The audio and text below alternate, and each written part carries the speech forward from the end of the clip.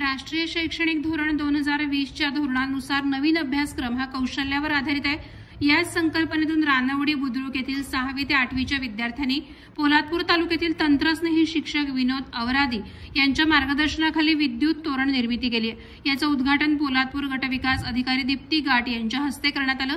दीप्ती गाट यांनी सांगितलं की रानवडी बुद्रुक शाळा तालुक्यातील एक आदर्श शाळा असून येथील विद्यार्थी अतिशय गुणवंत आहेत। या विद्यार्थ्यांना आकार देण्याचं काम येथील शिक्षक करत आहेत।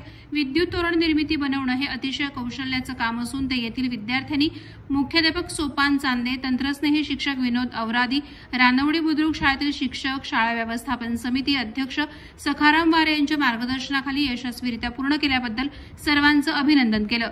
विद्यार्थ्यांनी आता यावरच न थांबता सतत वेगवेगळ्या प्रकारची तोरण निर्मिती करावी, त्यातून स्वावलंबी बनावं। हा उपक्रम अतिशय स्तुत्य असून तो तालुक्यातील शाळांत जास्तीत जास्त प्रमाणात राबवण्यात यावा, यासाठी आवश्यक ती मदत करणार असल्याचं यावेळी सांगितलं। यावेळी स्वदेश गाव विकास समिती अध्यक्ष पांडुरंग जाधव यांनी देखील सर्व विद्यार्थ्यांचं कौतुक केलं। गावातील जास्तीत जास्त ग्रामस्थांनी तोरण खरेदी करून सहकार्य करावे असे देखील आवाहन केलं।